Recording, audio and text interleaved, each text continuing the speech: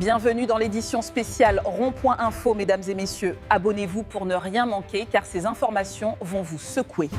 La capture de Nicolás Maduro est une réponse préventive des États-Unis à la situation qu'on est en train de vivre aujourd'hui. Les Américains, quand ils capturent Nicolás Maduro, c'est pour se donner la possibilité de ne pas souffrir des difficultés qui vont naître du conflit qui était en gestation.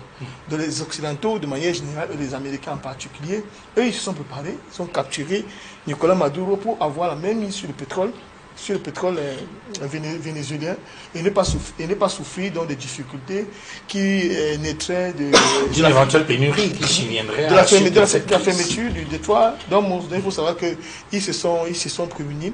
Et il faut comprendre que de manière générale, les rapports, au-delà de ce que disent les textes, même je crois l'article 5 de la Charte des Nations Unies qui dit que pour qu'on puisse faire une opération comme celle-là, il faut qu'il y ait une autorisation du Conseil, il faut une recommandation du Conseil de sécurité. Vous comprenez que les relations internationales sont des relations qui sont basées sur la force. Aujourd'hui, la tension entre l'Iran et les États-Unis atteint un niveau critique. Entre frappes ciblées, menaces militaires et démonstrations de force indirectes impliquant Israël, la situation dépasse désormais le simple conflit diplomatique.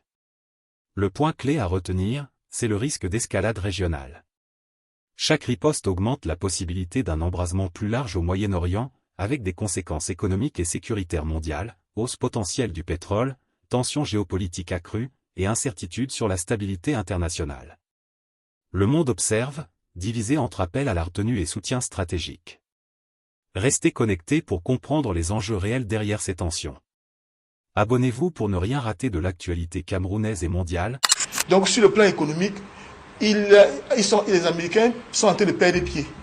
Et il faut pouvoir fragiliser les BRICS. En tout cas, les tenants de la multipolarité, il faut les fragiliser.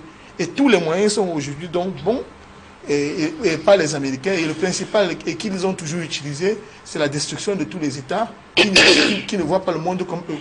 Et ce n'est pas la première fois que les Américains agissent comme ça, en marge des résolutions, en marge des textes des Nations Unies. La Libye, on a attaqué la Libye sans qu'il y ait une résolution des Nations Unies qui l'autorisait. Même dans le cas de l'Irak, on a toujours détourné les résolutions des Nations Unies dans un but qui était purement, qui avait pour objectif afin d'installer le chaos. Tous les pays dans lesquels les Américains sont intervenus, tous ces pays aujourd'hui sont complètement à l'abandon. Quand on voit l'Afghanistan, c'est pire qu'avant que les Américains n'aient occupé le pays pendant 20 ans. Quand on voit l'Irak, quand on voit la Libye, tous ces pays-là aujourd'hui sont plus en difficulté. En réalité, c'est un autre scénario de chaos que les Américains sont en train d'installer dans un pays qu'on appelle l'Iran. Mais ce qu'on doit savoir, c'est que malheureusement, je ne veux pas faire de l'eschatologie, je veux pas croire que j'ai pas envie d'être futurologue et dessiner le diable. Lui, il y a un risque de déflagration dans la région, avec des conséquences qui pourront même toucher... Des conséquences mondiales, parce qu'au-delà du plan, au-delà des questions économiques qui sont certes importantes et le renchérissement du prix de l'énergie, ça va être, on va en payer les contre-coups.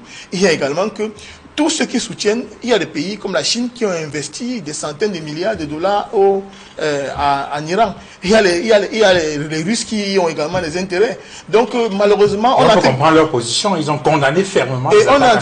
Et comme pendant la Deuxième Guerre mondiale, on est en train il y a deux blocs qui sont en train de se constituer. Et malheureusement, j'espère qu'on n'arrivera pas au pire, parce que je crois que c'est Einstein qui disait que s'il y a une troisième guerre mondiale, la quatrième se fera avec les bâtons, parce que surtout, il n'y aura plus rien.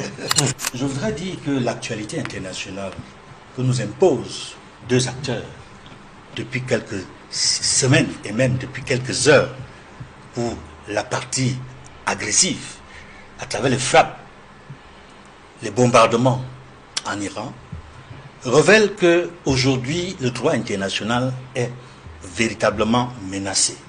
Menacés par certains États qui veulent nous ramener dans l'état de jungle. Or, c'est vrai que la société internationale ressemble à une jungle. Les réalistes le disent.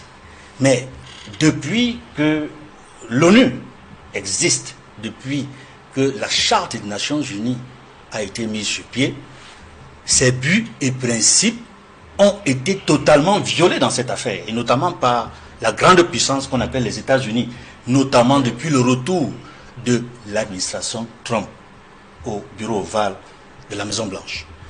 Dans cette affaire, je le dis très bien, on assiste à une violation flagrante du droit international.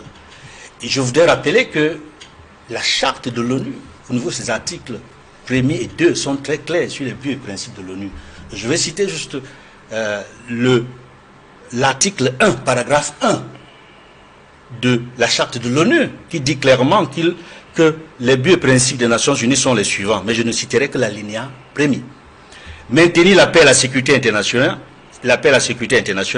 et à cette fin prendre des mesures collectives efficaces en vue de prévenir et d'écarter les menaces à la paix et réprimer tout acte d'agression ou autre rupture de la paix et réaliser par des moyens pacifiques, conformément aux principes de la justice et au droit international, l'ajustement ou le règlement des différends ou de situations de caractère international susceptibles de mener à une rupture de la paix. Fin de citation. Ça, c'est l'alinéa premier, qui est en fait l'alinéa fondateur du rôle, du but de la naissance d'organisations des Nations Unies qui sont nées après la Deuxième Guerre mondiale pour maintenir la paix et la sécurité internationale. Et on voit très bien, en vous écoutant, qu'il y a la question de la prévention des conflits. Tout à fait. Or, il se trouve, effectivement, lorsqu'on regarde précisément cette actualité internationale, que l'Iran avait prévenu les Nations Unies de ce qu'il pourrait avoir des frappes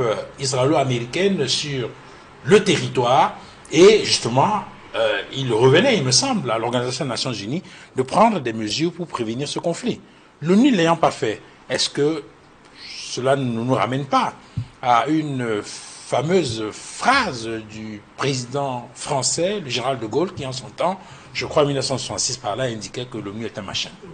J'ai très peur que de Gaulle, de regretter mémoire, ait eu raison longtemps avant que n'arrivent tous ces cas que l'on déplore aujourd'hui. Parce que l'ONU, vous savez, il y a eu tout un débat, et c'est un vieux débat, ça fait plusieurs décennies déjà, un débat qui a été relancé sous le secrétaire général de l'ONU, Kofi Annan, sur la nécessité de reformer l'ONU pour l'adapter au nouvel ordre mondial, à la nouvelle configuration de la scène internationale dans le monde.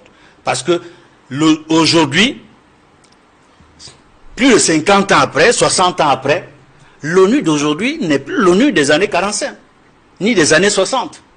Beaucoup d'États sont devenus indépendants, ont pris leur liberté, sur la base des principes, les buts et principes de l'ONU. Et il n'y a pas de raison que les principes de l'ONU soient violés. Et permettez-moi de lire ici l'article 2. Je vais lire juste quelques principes importants pour comprendre un peu ce qui se passe. L'ONU, article 2 de la charte de l'ONU, l'ONU et ses membres, dans la poursuite des buts énoncés à l'article 1er, doivent agir conformément aux principes suivants. Je vais juste citer quelques principes, quelques alinéas, et très rapidement. Article 2, alinéa 1, l'organisation est fondée sur le principe de l'égalité souveraine de tous les membres. Égalité souveraine de tous les membres. Alinéa 2, les membres de l'organisation, afin d'assurer à tous la jouissance des droits et avantages résultant de leur qualité de membre, doivent remplir de bonne foi les obligations qu'ils ont assumées au terme de la présente charte. Alinéa 3 de l'article 2 de la charte de l'ONU. Les membres de l'organisation règlent leurs différends internationaux. La tension entre l'Iran et les États-Unis n'est plus une simple menace diplomatique. Nous sommes face à une escalade militaire réelle, avec des frappes, des ripostes et un risque d'embrasement régional au Moyen-Orient. Chaque décision prise maintenant peut influencer la stabilité mondiale, l'économie et la sécurité internationale. Restez connectés pour comprendre les enjeux réels derrière ces événements. Abonnez-vous dès maintenant pour ne rien rater de l'actualité camerounaise et mondiale.